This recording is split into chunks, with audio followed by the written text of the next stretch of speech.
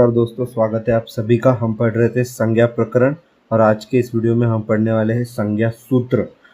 तो इसके पहले हमने ऑलरेडी हमारे 3 पार्ट हो चुके हैं, जिसमें हमने पहले माहेश्वरी सूत्र कवर किया। माहेश्वरी सूत्र कवर करने के बाद हमने उच्चारण स्थान देखा। उच्चारण स्थान देखने के बाद हमने प्रयत्न किए, बाह्य और अभ्यंतर प्रयत्न थर्ड पार्ट में, और ये इसका 4th पार्ट है जिसमें कि हम संज्ञा सूत्र देखने वाले हैं। पहले 3 पार्ट देखने के लिए आप चैनल विजिट कर सकते हैं या फिर मैं डिस्क्रिप्शन में भी लिंक डालने की कोशिश करूँगा।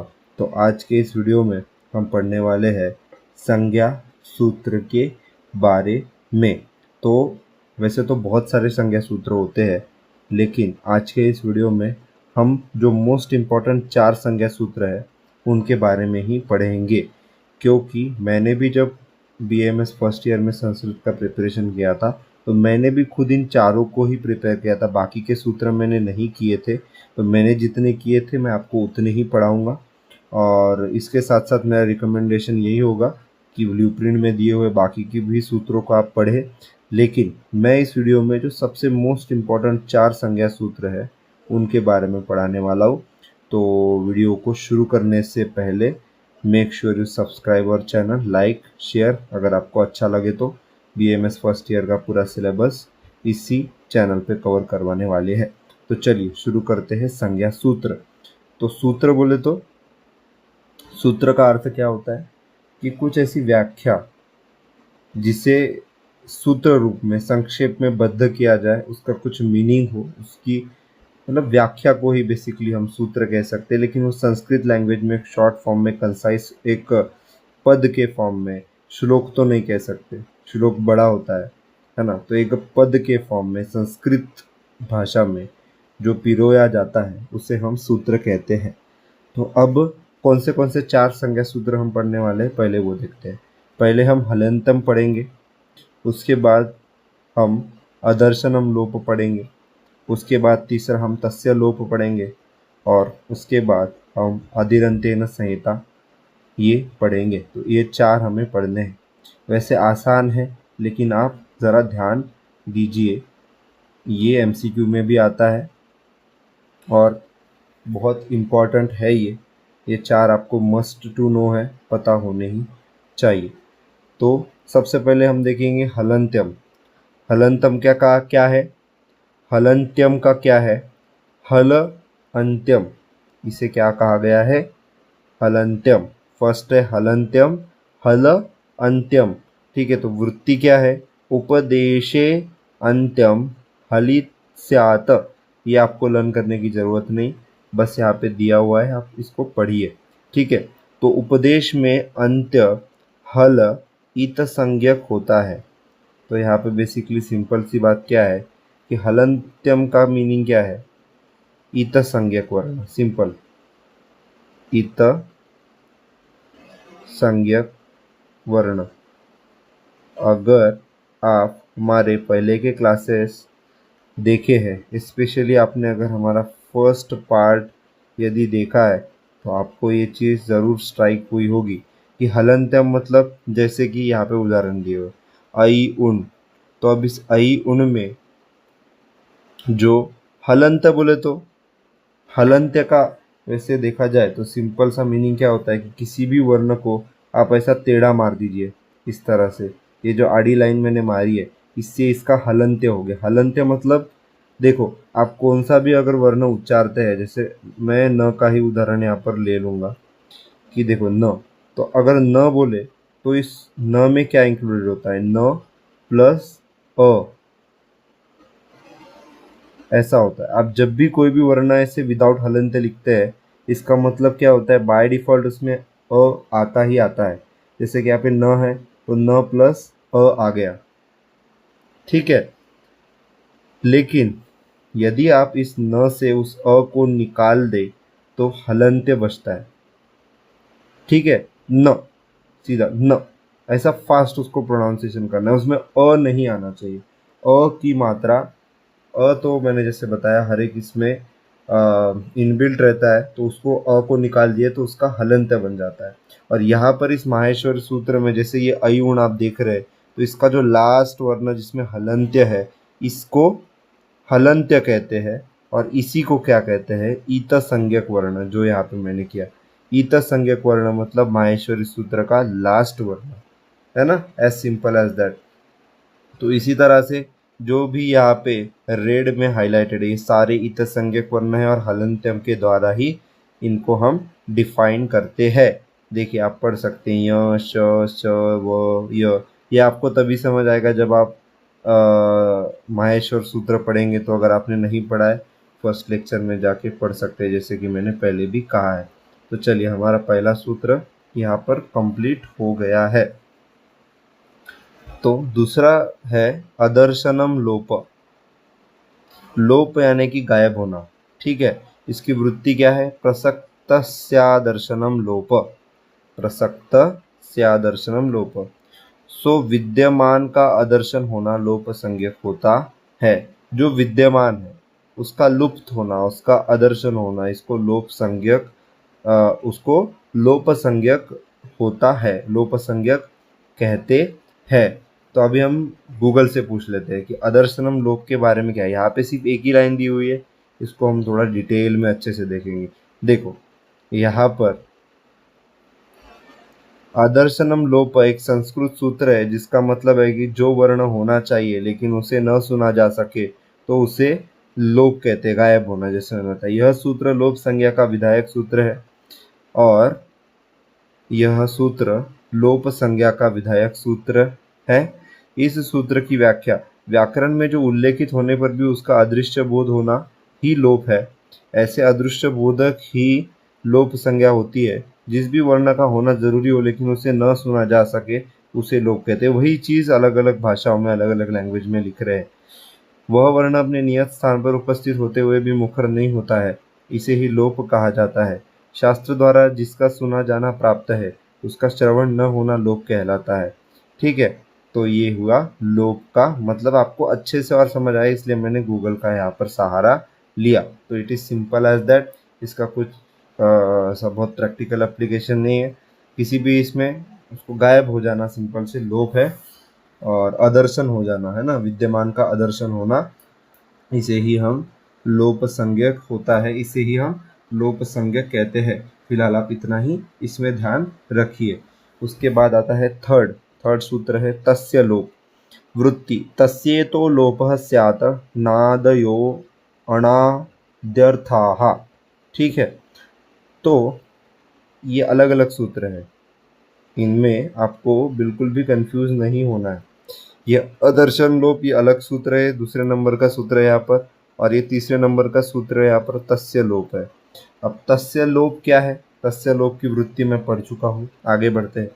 उस इत संज्ञक वर्ण का लोप होता है नकारादि अंत्य वर्णों का, है ना, प्रयोजन अण आदि प्रत्याहारों की सिद्धि के लिए है। तो तस्य लोप में उस इत संज्ञक वर्ण का लोप होता है। तो यहाँ पर मेरा कॉमन सेंस ये कहता है, मेरा जो अंडरस्टैंडिंग है वो ये कहती है कि अदर्शनम लोप में क्या हुआ था। अदर्शनम लोप में हमें जो विद्यमान है उसका आदर्शन किया था, जो एग्जिस्टिंग है उसको न सुना जा सके, उसे न देखा जा सके, बेसिकली उसको हमने लुप्त कर दिया था, गायब कर दिया था। लेकिन क्या लुप्त किया, कहाँ से लुप्त किया, ये स्पेसिफाई अदर्शनम लोप इस सूत्र में नहीं किया गया है, समझे। लेकिन इस तस्य लोप के सूत्र में क्या गायब किया, कहाँ से गायब किया, ये यहाँ पर वर्णित है। बस यही डिफरेंस है अदर्शनम लोप में और तस्य लोप में। लोप तो दोनों में भी हो रहा है, लेकिन किसका लोप कहाँ से हो रहा है इसका स्पेसिफिकेशन हमें तस्य लोप में मिलता है, और वही स्पेसिफिकेशन अदर्शनम लोप में मिसिंग है, ठीक है। तो अब आप पूछोगे कि तस्य लोप में क्या मिसिंग होता है, किस चीज़ का लोप होता है। तो यहाँ पर बहुत बड़े बड़े अक्षरों में लिखा है कि इत संज्ञक वर्ण का लोप होता है। ये चीज़ याद रखिए, ठीक है। आपको ये एमसीक्यू पूछा जाएगा कि इत संज्ञक वर्ण का लोप किस सूत्र में होता है। उसमें दो ऑप्शन लेंगे, एक रहेगा अदर्शनम लोप, एक रहेगा तस्य लोप। तो आपको क्या चूज करना है, तस्य लोप, क्योंकि तस्य लोप में ही इत संज्ञक वर्ण का लोप होता है। तो अब इसको भी एक बार गूगल में देख ही लेते हैं भैया। गूगल बाबा जी तस्य लोप में क्या कहते हैं, तो देखते हैं। तस्य लोप सूत्र का मतलब है कि इतसंज्ञक वर्ण का लोप हो जाना। मैंने कहा था ना आपको कि जो है, पहला हमने पढ़ा अदर्शनम लोप, दूसरा पढ़ा तस्य लोप। तस्य लोप में इतसंज्ञक वर्ण का जो है हमने उसको गायब कर दिया। तो यहाँ पर भी वही लिखा है कि तस्य लोप या सूत्र का मतलब है कि इतसंज्ञक वर्ण का लोप हो जाना। व्याकरण में जो उल्लेखित होने पर भी अदृश्य हो उसे लोप कहते हैं। ऐसे अदृश्य बोधक को ही लोप संज्ञा कहते हैं। तस्य लोप सूत्र की वाक्य, तस्य लोप सूत्र से इतसंज्ञक वर्ण का लोप हो जाता है। वही चीज, कुछ अलग नहीं है। अयुण में न इतसंज्ञक होने से उसका लोप हो जाता है। देखो इस अयुण में न, ये हलंत में बोला था ना इतसंज्ञक वर्ण, इसका लोप हो जाना, इसे हम तस्य लोप कहते हैं, है ना। यही उन्होंने दिया हुआ है, अलग कुछ नहीं है, सेम चीज है। क्या है, फिर से रिपीट करता हूं। तस्य लोप में क्या होता है, क्या होता है तस्य लोप में? बेसिकली यहाँ पर तस्य लोप में इतसंज्ञक वर्ण का लोप हो जाता है।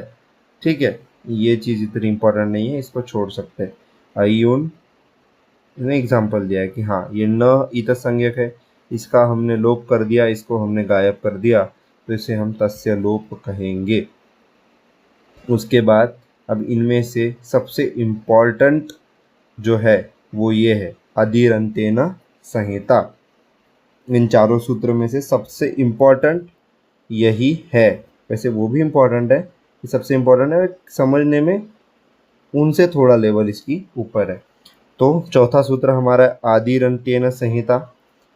इसको अगर हमने ब्रेक किया तो आदि अंत्येन संहिता। तो वृत्ति इसकी क्या है? अन्त्येनेता सहित आदिर्मध्यगानां स्वस्य च संज्ञा स्यात्। अंत्य इतसंज्ञक वर्ण के साथ उच्चारित आदि वर्ण मध्य के वर्णों का और अपनी भी संज्ञा बोधक होता है। क्या कहा गया है यहाँ पर? अंत्य इतसंज्ञक वर्ण के साथ उच्चारित आदि वर्ण। आपको यहाँ पे कीवर्ड्स पकड़ने हैं, थोड़ा सा लैंग्वेज यहाँ पे जटिल है। देखो, अंत्य इतसंज्ञक वर्ण के साथ आदि वर्ण का और अपना भी संज्ञा बोधक होता है। तो कीवर्ड्स यहाँ पे दो हमने हाईलाइट कर लिए कि इतसंज्ञक वर्ण के साथ आदि वर्ण। ठीक है, तो अब मैं इसको एक्सप्लेन करता हूँ। तो यहाँ पर सबसे पहली बात आपको यहाँ पर ये याद रखनी है कि आदिरंतेन संहिता में माहेश्वर सूत्र अगर आपने देखा है तो जैसे अई उण, ये माहेश्वरी सूत्र है, और इस अई उण माहेश्वरी सूत्र में इतसंज्ञक वर्ण और इतसंज्ञक वर्ण के साथ साथ और कोई भी वर्ण अगर होता है तो उसका कॉम्बिनेशन क्या बनाता है? अदिरंतेन संहिता। फिर से बता रहा हूँ, अदिरंतेन संहिता में क्या है? इतसंज्ञक वर्ण और माहेश्वरी सूत्र का कोई भी वर्ण, इसको अदिरंतेन संहिता कहते हैं, इसे ही प्रत्याहार कहते हैं। और इसको मैंने डिटेल में डिस्क्राइब किया है इसी चैप्टर के स्टार्टिंग में।